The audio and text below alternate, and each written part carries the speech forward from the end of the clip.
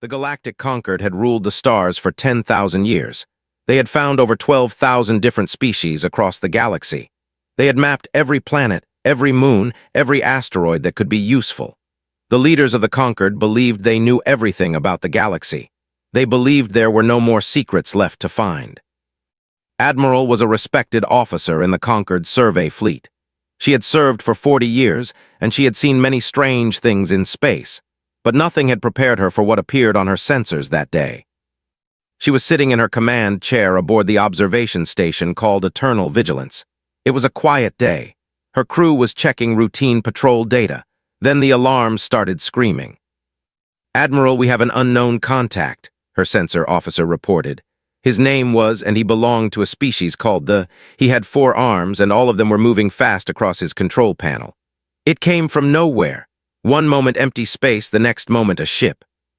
Stood up and walked to the main display screen. What she saw made her hearts beat faster. Yes, hearts. Her species had 2 of them, and both were now pounding hard. The ship was huge. It measured 3 kilometers from front to back. Its hull was made of some dark metal that seemed to drink in the starlight instead of reflecting it. The design was completely unknown. No curves like ships, no angles like vessels, something entirely new. "Where did it come from?" asked. Checked his readings 3 times before answering. "Admiral, this is impossible. It came from a region of space that should not allow any travel. Our scientists call it compressed void. Nothing should be able to move through it, but this ship did." Felt cold. In her 40 years of service, she had never heard of any species that could travel through compressed void. The Concord had tried for centuries and failed every time. "Try to identify the species," she ordered. "Check the ship design against every record we have." Worked for several minutes. His 4 hands moved across different screens, pulling up data from thousands of years of Concord records. Finally, he stopped. His face showed confusion and fear. "No match, Admiral. This ship was not built by any known species. The materials in its hull do not exist in our databases. The engine design is completely unknown. Whoever built this ship, we have never met them before." Made a decision. Open a communication channel, all standard frequencies, send a greeting in Concord standard language. The message went out. Hours passed. No response came. The strange ship just sat there in space, not moving, not doing anything. Began to wonder if it was empty, some kind of ancient relic drifting through the void. Then, after 17 hours of silence, a response arrived. The voice that came through the speakers was calm and clear. It spoke perfect Concord standard, without any accent or mistakes. This was strange because no species spoke the Concord language perfectly on first contact. It always took years of learning. "This is the of the Korean Stellar Republic. We request diplomatic contact with your governing authority. We have traveled far and we bring questions." The officer looked back at her with wide eyes. Neither of them had ever heard of the Korean Stellar Republic. Neither of them knew what it was. But somehow, this unknown species already knew their language. "How do they speak our language?" asked quietly. "We have never contacted them before. Our translation programs have no record of their species. This should not be possible." Did not have an answer. She only knew that something very unusual was happening, something that would change everything. She activated her communication panel and sent a message to Concord High Command. "This is Admiral aboard Eternal Vigilance. We have made contact with an unknown species. They emerged from compressed void, which should be impossible. They speak perfect Concord standard, which should also be impossible. They request diplomatic contact. Please advise." The response came quickly. Concord High Command was very interested. They ordered to keep the unknown ship under observation, but not to engage. Diplomatic vessels would be sent. The High Assembly would be informed. While she waited, watched the strange ship through her observation screens. It did not move. It did not power up any weapons. It simply waited as if it had all the time in the universe. She found herself wondering about the beings inside that dark hull. Where had they come from? How had they learned to travel through impossible space? Why did they already know the Concord language? And most importantly, what questions did they want to ask? The Concord had spent 10,000 years believing they were the masters of the galaxy. They had every species, mapped every system, and established themselves as the supreme authority. They thought they knew everything worth knowing. But now, looking at that impossible ship from an impossible place, began to understand something. The galaxy was much larger than the Conquered had believed, and there were things out there that the Conquered knew nothing about. She did not know it yet, but this was only the beginning. The beings aboard that ship carried knowledge that would shake the foundations of everything the Conquered believed. They carried warnings about dangers that the galaxy had forgotten, and they carried the truth about what had happened to all the civilizations that came before. The galaxy's comfortable ignorance was about to end. Admiral returned to her command chair and settled in to wait. Whatever was coming, she wanted to be ready for it. But deep in her hearts, she suspected that no one in the Conquered was truly ready for what these strangers would reveal. The dark ship hung in space, patient and silent. Inside it, beings from a species called humans prepared for their first meeting with the Galactic Conquered. They had traveled very far and waited very long for this moment. They had questions that needed answers, and they had warnings that needed to be heard. The arrival was complete. Now the revelation would begin. The Conquered High Assembly met on Prime, the capital world of the Galactic Conquered. It was a beautiful planet with purple skies and silver oceans. The assembly building stood in the center of the largest city, a tower of glass and metal that reached toward the clouds. Inside, representatives from the most powerful species in the galaxy gathered to meet the strangers from the void. 12 species held permanent seats in the assembly. Another 40 species rotated through temporary positions. Together, they had governed the galaxy for thousands of years. They were proud of their civilization. They believed they had created the greatest alliance in history. The human delegation arrived in a small shuttle that landed softly in the assembly courtyard. 3 individuals stepped out, and every sensor in the building focused on them. The first was a tall man with patient eyes and a straight back. His name was Park, and he was the captain of the... He wore a simple dark uniform with no medals or decorations. He moved like a soldier, but his face was calm and friendly. The second was a woman with short black hair and glasses. Her name was, and she was a scientist who studied languages and alien cultures. She smiled at everyone she saw, but her eyes were always watching and measuring. The third was an old woman who walked with a cane. Her name was Lee, and she was the ambassador. Her hair was white, her face was lined with age, but she commanded attention simply by being present. When she entered a room, people stopped talking and listened. High Chancellor of the welcomed them with traditional words. There were tall beings with gray skin and facial tendrils that moved when they felt emotions. Was old and powerful, and he had led the assembly for many years. "We welcome this previously unknown species to our assembly," said. His voice was smooth and confident. "We are prepared to assign you a provisional trade zone in the outer territories. After we evaluate your civilization's development level, we will determine what rights and privileges you may receive." Ambassador Lee did not sit in the chair provided for her. It had been designed for a different kind of body, and she preferred to stand. She leaned on her cane and looked directly at the High Chancellor. "High Chancellor, we did not come seeking territory or trade agreements," she said. Her voice was soft but clear. "We came because humanity has questions. We believe you have answers." His tendrils rippled with amusement. He thought this old woman was funny. "Questions? Young species often have many questions. We can assign educational liaisons to teach you about the galaxy and your place in it." Lee did not smile. "Where are the others?" The chamber went silent. Every representative stopped moving. Even's tendrils became still. "Others?" he asked carefully. "We have surveyed 47 galaxies," Lee continued. "Humanity has existed for 300,000 years. We achieved faster-than-light travel 60,000 years ago. In that time, we have found ruins everywhere, artifacts, evidence of civilizations that rose and fell across billions of years. But in this galaxy, your galaxy, we find only species that emerged within the last 50,000 years, nothing older. Why?" The representatives began to whisper among themselves. Doctor's fingers moved quietly over a small device hidden in her sleeve, recording every reaction. "The silence," Lee said. "You know about it, you must know. Something erased all advanced life in this galaxy approximately 100,000 years ago. Every civilization, every species that had achieved space travel, all gone, wiped clean. We want to know what did this. We want to know if it will return." His voice became sharp and angry.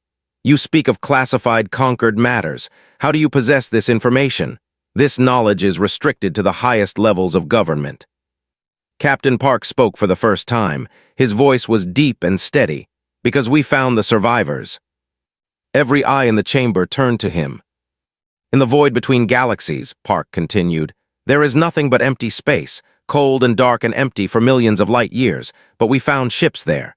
Ancient ships, frozen and drifting, designed to wait forever. Inside them, we found beings who had escaped the destruction of their civilizations. They were dead, but their records survived. Their warnings survived. He paused and looked around the chamber. They called it the silence because after it came, there was no one left to make any sound. They said it returns every 100,000 years. They said it feeds on intelligent life. They begged whoever found them to prepare, to warn others, to do what they could not do. Doctor stepped forward. We calculated the timing. The last silence occurred approximately 100,000 years ago. The cycle is almost complete. It will return soon, perhaps within our lifetimes. We came here to warn you and to ask what you know about the threat. Stood up from his seat. His tendrils were moving wildly now, showing fear and anger mixed together. This is madness. You come to our assembly, an unknown species from nowhere, and you speak of ancient disasters and returning doom. Why should we believe anything you say? Ambassador Lee looked at him with sad eyes. Because the evidence is all around you, High Chancellor. Look at your own records. Look at the ruins your archaeologists have found. Look at the gap in history that no one can explain. You know something terrible happened. You have simply chosen not to think about it. She turned to address the entire assembly. We did not come here to frighten you. We came here to help. Humanity has spent 60,000 years preparing for this. We have built weapons, developed technologies, and trained warriors for a war that might not come in our lifetimes. We did this because the survivors asked us to. We did this because it was right. And what do you want from us? Another representative asked. We want partnership, Lee said. We want to share information. We want to know what you know about the silence and the things that caused it. And when the time comes, we want to fight beside you. No species should face extinction alone. The assembly erupted in arguments. Some representatives called the humans liars. Others demanded more information. A few sat quietly, their faces showing the look of beings who had just seen their worst fears confirmed. Called for order, but his voice was weaker now. The comfortable certainty he had shown at the beginning was gone. The humans had asked questions that the conquered had spent thousands of years avoiding. Now those questions hung in the air, demanding answers. Ambassador Lee watched the chaos with patient eyes. She had expected this reaction. Humanity had learned long ago that truth was often unwelcome, but the truth did not care about comfort. The truth simply was. The revelation was complete. Now the galaxy would have to decide what to do with it. The Galactic conquered did what old governments always do when they face uncomfortable truths. They tried to bury it. They classified the humans' warnings as dangerous misinformation. They told the public that the new species was primitive and confused, and they sent warships to surround the Admiral commanded the blockade fleet. She had been given 47 warships from 6 different species, and her orders were simple. Keep the humans contained until the conquered decided what to do with them.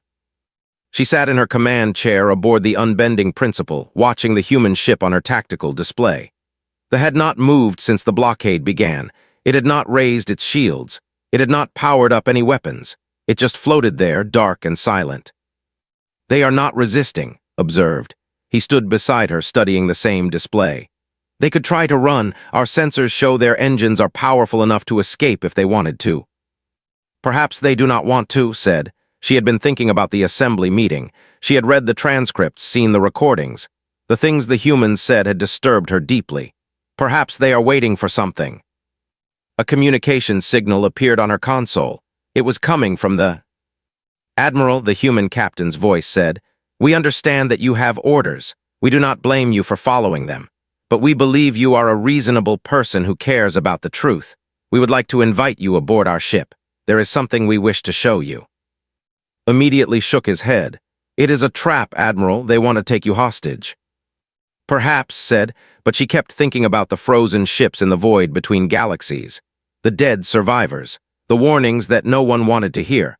Or perhaps they know something we need to learn. She made her decision. Prepare my shuttle, I am going aboard. Her officers protested, but she ignored them. She was old enough to trust her instincts, and her instincts told her that the humans were not enemies. They were something else entirely. The shuttle flight was short. They opened a docking bay for her, and she landed smoothly inside. Captain Park was waiting for her when she stepped out. The first thing she noticed was the warmth. The ship's interior was not cold and efficient like conquered vessels. It was comfortable, almost cozy. The lights were soft. The air smelled clean and fresh. This was not a warship. This was a home. "Admiral," Park said, bowing slightly, "thank you for accepting our invitation. We know the Conquered views us as a threat. We hope to change that." He led her through corridors filled with strange decorations. Pictures on the walls, plants growing in small containers, personal items that showed individual taste and personality. Had never seen a ship like this. Conquered vessels were functional and standardized. This ship was alive with human character. They reached an observation deck where Doctor was waiting. Behind her, a large holographic display showed an image of a galaxy. It was not the Milky Way. It was something else. "This is the Andromeda Galaxy," explained. "It is 2.5 million light-years from here. This is humanity's primary home. Our population there is approximately 8 trillion. Translator struggled with the number. 8 trillion. The entire galactic Conquered had perhaps 2 trillion beings across all species, and the humans had 4 times that number in a single galaxy. "We have presence in 46 other galaxies as well," continued. "Our combined population exceeds 200 trillion. We have been a spacefaring civilization for 60,000 years. Felt dizzy, the numbers were too large, the timescales were too vast. How is this possible? No species expands so quickly, resources run out, wars happen, civilizations collapse. "We do not expand through conquest," Park said. "We restore. Every dead world we find, we bring back to life. Every ruin we discover, we study and preserve. Humanity grows by healing what was lost, not by taking what belongs to others." Changed the display. Now it showed something different, a boundary in space where the stars simply ended. Beyond it was nothing but darkness. "This is the Shroud," said. "It is an artificial barrier surrounding your galaxy. It was created approximately 100,000 years ago. It prevents faster than light travel or communication in or out. Your galaxy has been sealed." "Sealed by whom?" demanded. "We do not know, but we breached it. It took us 12,000 years to develop the technology. We did it because the survivors begged us to. They told us something terrible is trapped inside this barrier with you, something that sleeps for long ages but always wakes up, something that feeds on intelligent life." Felt her heart's pounding, the silence. Yes, the survivors called it different names, the silence, the harvest, the ending, but they all described the same thing. Every 100,000 years, something wakes up and erases all advanced civilizations in this galaxy. Then it goes back to sleep. The Shroud keeps new life from escaping and keeps outside help from entering. Park stepped closer too. His eyes were serious and sad. "The cycle is almost complete, Admiral. The timing suggests the next awakening will happen soon, perhaps within years, perhaps within months. We came to warn you, and if you will allow it, we came to fight beside you." Stared at the display, at the dark boundary that surrounded everything she had ever known. Her entire life, her entire civilization, trapped inside a prison they never knew existed. "Why?" she asked. "Why would you risk yourselves for strangers? You could have stayed safe in your other galaxies. You could have ignored our prison and let us face our fate alone." Park smiled, but it was a sad smile. "Because the survivors asked us not to, because no one should face extinction alone, and because we are human, helping others is what we do." Doctor touched a control and the display changed again. Now it showed ships, thousands of ships, millions of ships, a fleet so vast that it darkened the stars behind it. "This is what we have prepared," she said. 60,000 years of building, 60,000 years of training, 60,000 years of waiting for the moment when we would be needed. The fleet is mobilizing now, but it will take time to breach the Shroud in sufficient numbers." "How much time?" asked. "Months, perhaps a year. We need you to hold until they arrive." Looked at the fleet display, then at the 2 humans before her. She thought about her orders, about the conquered leaders who wanted to bury the truth, about the comfortable ignorance that had ruled the galaxy for so long. Then she made another decision, perhaps the most important decision of her life. "Show me everything," she said. Show me what you know about this enemy. Show me how to fight it. When the time comes, I want to be ready. Parkin exchanged a look. Then they both smiled. Welcome to the preparation, Admiral, Park said. You have much to learn. The warning came too late. Across 17 star systems at the same moment, space itself began to tear open. These were not normal wormholes or jump gates. The Conquered understood those technologies. These were wounds in reality itself, ripping open like torn cloth, bleeding something that sensors could not identify. From these wounds, ships emerged, but calling them ships did not feel right. Each one was larger than a moon. Their hulls were made of materials that seemed to fade in and out of existence, solid one moment and ghostly the next. They broadcast no signals. They responded to no communications. They simply began their work. The work was harvesting. Worlds died in hours. Entire populations vanished in the time it took to send a distress signal. The proud prime with its purple skies and silver oceans fell in 47 minutes. High Chancellor's final transmission was a scream that echoed across all communication frequencies before cutting to silence. Admiral was commanding a patrol near the outer territories when the attack began. She immediately gathered every ship she could contact and ordered a retreat to the nebula. The nebula's radiation would hide them from enemy sensors. It was not a victory. It was survival. 300 vessels answered her call. Ships from a dozen different species, all that remained of the mighty Conquered fleet. They hid in the nebula's glowing clouds, watching their tactical displays show world after world going dark. We cannot fight them, Admiral said. His species, had lost their 3 in the first hour. His voice was broken. Their weapons pass through our shields as if they do not exist. Our weapons splash against their hulls and do nothing. We have no strategy for this. Then we run, another admiral suggested. His name was, and he commanded a fleet from the outer systems. We scatter in different directions. We hide. Perhaps some of us will survive until these things go back to sleep. No. The voice came from which had appeared among them without warning. Its dark hull materialized in the center of their formation, impossible and silent as always. Captain Park's face appeared on their shared communication channel. Running did not save the previous civilizations, Park said. The survivors told us about this. The harvesters are thorough. They will hunt every intelligent mind until none remain. That is their purpose. They were designed to clean the galaxy of thinking beings before they can become a threat to whatever created them. Then what do you suggest? Asked. We cannot fight, we cannot run. What option remains? We fight anyway, not to defeat them because we do not yet know how. We fight to buy time. Humanity's main fleet is coming, but it will take months to breach the shroud in sufficient numbers. We need you to hold the line until they arrive. Laughed bitterly, his people were dead. His worlds were gone. Hold against those things, look at them. They are monsters from nightmare. We have 300 ships, they have thousands. You have us, Park said. Thee is a survey vessel, not a warship, but we carry weapons that humanity has developed over 60,000 years. Weapons designed specifically for this possibility. We will lead. Will you follow? Looked at her tactical display. The Harvester fleet spread across the galaxy like a plague, thousands of moon-sized ships systematically erasing all life. Her own fleet was tiny in comparison. The humans had only one ship. But that one ship had crossed impossible space. It had breached a barrier that contained an entire galaxy, and its crew had spent 60,000 years preparing for this exact moment. Fleet will follow your lead, said. Show us how humans fight. The first battle happened 3 hours later.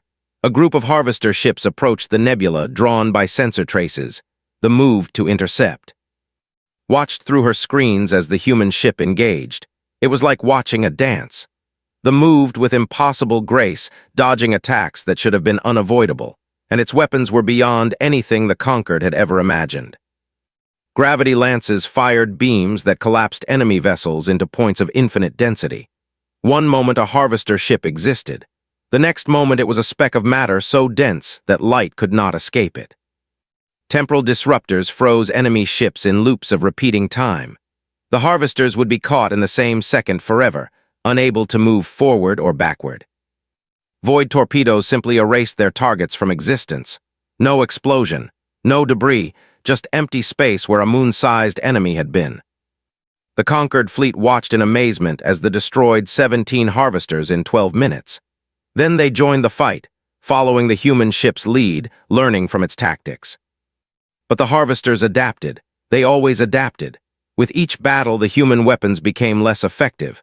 The enemy learned to counter gravity lances, to resist temporal disruptors, to dodge void torpedoes. The fight became harder. Days passed, then weeks. The defenders won some battles and lost others. Ships fell, crews died. They took damage, and Captain Park was killed on the 5th day when a harvester beam cut through the bridge. Doctor took command. Her gentle scientist's manner vanished, replaced by cold determination. She had spent her life studying alien cultures. Now she studied the enemy, looking for weaknesses, adapting tactics with every engagement. Admiral fought beside her, leading the conquered survivors in battle after battle. Species that had competed for centuries now worked together without question. Old grudges meant nothing when extinction was the alternative. On the 17th day, the defenders were exhausted. Ammunition was running low. The hull was failing. Half the conquered ships were destroyed. The survivors gathered for what they believed would be their final stand. Then the shroud tore open. Not in wounds this time. This was a controlled breach, a doorway held stable by technology beyond anything the harvesters possessed. Through it came the human fleet. 10,000 ships, then 100,000, then more pouring through the breach like a river of fire. Each ship was a weapon, crewed by beings who had trained their entire lives for this moment. At the front flew the flagship of the Korean Stellar Republic's Grand Fleet. Admiral Shin broadcast to all frequencies. Her voice was strong and clear. People of this galaxy, you are not alone. You have never been alone. Humanity has watched over the darkness between galaxies for thousands of years, waiting for this day. The harvesters are strong, but they are not invincible. They are machines following ancient orders, and orders can be disobeyed. Programs can be broken. The battle shifted. The hunter became the hunted. The human fleet hit the harvesters like a hammer striking glass. Admiral Shin commanded from the, directing thousands of ships with calm precision. Her fleet moved in patterns that the harvesters could not predict. Every weapon was designed specifically to kill these ancient machines. Every tactic had been practiced for generations. The harvesters tried to adapt as they always did, but the humans had studied their enemy for 60,000 years. They had found dead harvester ships in the void between galaxies, ancient wrecks from previous cycles. They had taken them apart piece by piece. They had learned every secret.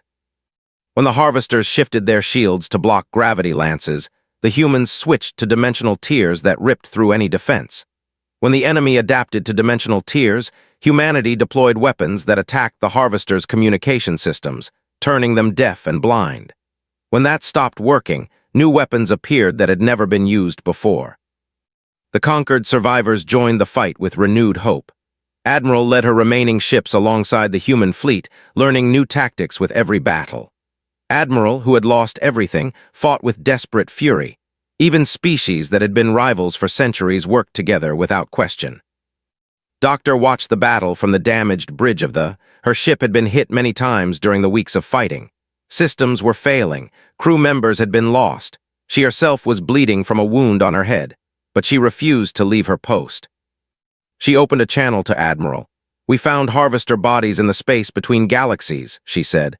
"Ancient ones killed in previous cycles. We studied them for thousands of years.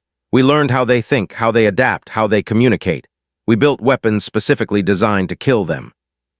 "This was always your plan," realized. "Coming here warning us you knew this would happen." "We hoped it would not happen so soon. We wanted more time to prepare the conquered, to train your fleets, to share our knowledge. But yes, this was always the plan. Humanity does not abandon those who need help. It is not in our nature." The war lasted 3 months. The harvesters fought with terrible determination, destroying hundreds of human ships and thousands of conquered vessels. Entire worlds were lost. Billions of lives ended. But slowly, surely, the tide turned. The final harvester died above a planet called Sanctuary. Refugees from 100 species had gathered there, protected by the combined human and conquered fleet. When the last enemy ship exploded, silence fell across the system. Then cheering began, spreading from ship to ship, species to species, until the entire fleet was celebrating. Admiral did not cheer. She stood on her bridge, looking at the debris field where enemies had been, thinking about everything that had been lost and everything that had been saved. Ambassador Lee's face appeared on her screen. The old woman had survived the war aboard an evacuation transport, moving from ship to ship as battles raged around her. She looked older now, more tired, but her eyes still held that same quiet strength. "It is over," Lee said. "The harvesters are destroyed, the cycle is broken." "Is it truly over?" asked. "You said the harvesters were created by something. What if that something is still out there?" Lee nodded slowly. "You understand, that is good. The war is won, but the danger is not ended. Whatever created the harvesters may still exist. It may notice that its machines have failed. It may send something worse." "Then what do we do?" "We prepare, we rebuild, we learn, and we watch," Lee smiled. "You asked me once why humanity would risk everything for strangers. The answer is simple, because we remember what it feels like to be alone, because we know that strength comes from unity, not from isolation. Because when the next threat comes, and it will come, we want to face it together." 1 month after the final battle, the survivors gathered on Prime. The planet had been retaken and was slowly healing. The purple skies were hazy with debris, but life was returning. Ambassador Lee stood before representatives of every surviving species. She leaned heavily on her cane, but her voice was clear and strong. "The Galactic Conquered believed it knew everything about the galaxy," she said. "It believed there were no more secrets, no more dangers, but the universe is vast beyond understanding, and its dangers are ancient beyond memory. Humanity learned this truth long ago. We chose to prepare rather than to conquer. We chose to watch the dark places where others fear to look." She paused, looking at the faces of beings who had lost families, entire civilizations. "You are not alone," she repeated. "You never were, and now that you know the truth, you have a choice. You can rebuild as you were before, separate and suspicious, competing for scraps while greater dangers wait in the darkness. Or you can join us, learn from us, stand with us against whatever the universe sends next." Admiral stepped forward, representing what remained of the conquered. "And if we join you, what then?" Lee's smile grew warmer. "Then we teach you what humanity has learned across 60,000 years and 47 galaxies. We teach you to heal dead worlds and bring them back to life. We teach you to listen to the silence between stars. We teach you to prepare." "Prepare for what?" "For whatever comes next. The harvesters were tools, not masters. Something built them. Something set them loose every 100,000 years. That something may still exist, somewhere in the darkness beyond any star we have found. And when it notices that its tools have broken, it may decide to deal with us personally." The assembly was silent. The truth was frightening. But it was also freeing. No more comfortable lies, no more pretending that the galaxy was safe. The ignorance was over. Looked at the human ambassador, at this frail old woman who represented a civilization older and more powerful than anything the conquered had imagined. Then she looked at her fellow admirals, at the representatives of species who had fought and bled together.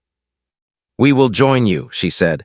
"We will learn, we will prepare, and when the darkness comes again, we will face it together." Ambassador Lee bowed her head. "Then welcome to the watch, Admiral. Welcome to the long preparation. Welcome to humanity's oldest mission." Above them, the skies of Prime slowly cleared. Human and conquered ships patrolled together, scanning the void for threats. Across the galaxy, dead worlds were being for restoration. Schools were being built to teach the knowledge humanity had gathered. Warriors were being trained in new weapons and tactics. The galaxy had been ignorant, now it was awake. The memorial they built later stood on the highest point of Prime. It bore the names of every being who fell in the Harvester War, in 1,000 different scripts and languages. At its base, carved in human letters, were Ambassador Lee's final words before she died. "We came from the void with questions and found a galaxy unprepared to hear the answers. We stayed to ensure no question would ever go unanswered again." Admiral visited the memorial often in her later years. She would stand before it with her, teaching them the truth about the universe, preparing them for whatever might come. The galaxy would never sleep again, and that was exactly as it should be.